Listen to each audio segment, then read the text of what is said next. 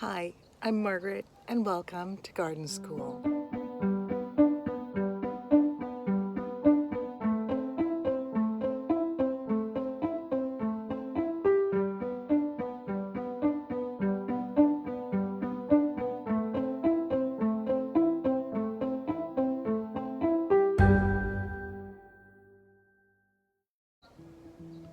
I wanted to introduce you to a couple of plants, flowering plants, that I have not seen available in nurseries. I'm not sure why. Maybe that's just in my region, but I wanted to introduce you to Cerinthe and Nigella. This is Cerinthe major atropurpurea. It's part of the borage family, but unlike other members of the borage family, it lacks the hairy stems and leaves. They're quite smooth, maybe even a little waxy feeling. And this Cerinthe is called wax flower. In fact, the name Cerinthe comes from the Greek, which means wax flower. You can see the flowers hang down. They're surrounded by a calyx that's kind of heart-shaped. And the leaves actually wrap around the stem where they come from their axis point right there. This one is also called Hummingbird Cerinthe. It is a variety called Pride of Gibraltar.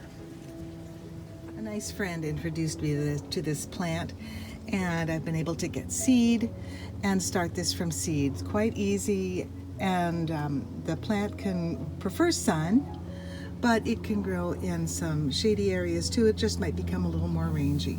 I've decided to put it in containers, but it could be a great fill-in for a spot in a perennial border. You can see the white rim there, and you can see the bracts on this one right here are kind of purpley blue. So even after the flowers drop off, you'll have these colorful bracts on the flower, on the stem, that'll remain. Some Cerinthe varieties can get quite tall, 2 to 4 feet. The plant is native to the Mediterranean area, so it likes some moisture but can endure some dry areas as well, some dry times.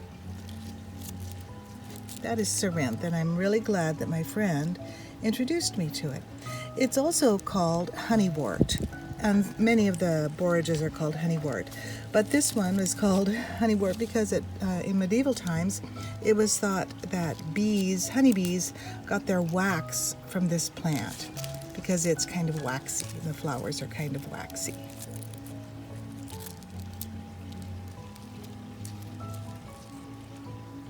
Cerinthe will develop a black seed, kind of a large black seed, and the seeds develop at different times on the developing flower stem.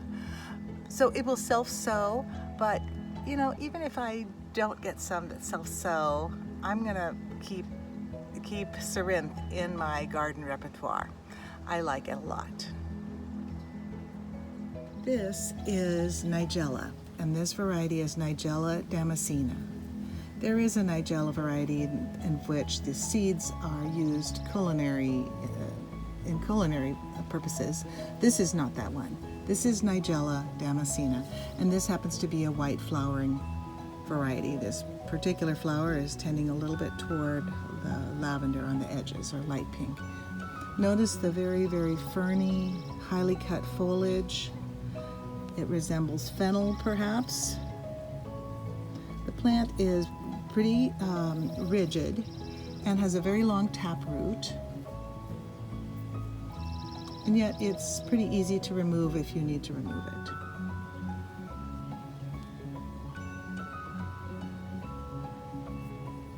Now here we see the developing seed capsule. After the petals drop, the seed capsule that remains is quite fascinating. Let's take a look at that. So these really unusual and terrific looking seed pods develop after pollination, and the petals drop, and you are left with this fantastic looking structure here on the top of the plant.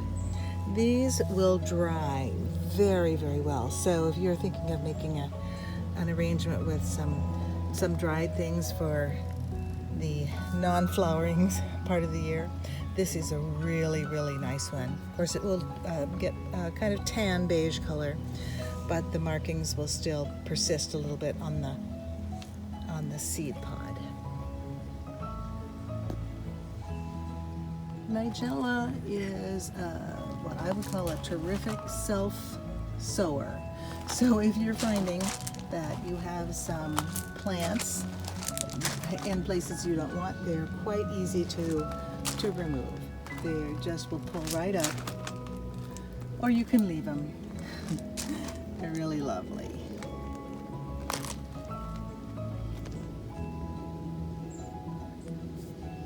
Nigella does not need a special space necessarily that's highly cultivated. You can see this plant growing right out of a gravel patch in my driveway.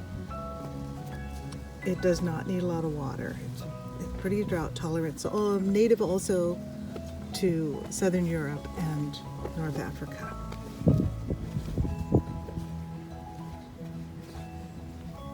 Now, while the Cerinthe produces just a few seeds per plant, the Nigella is a different story. Those seed pods are filled with small black seeds.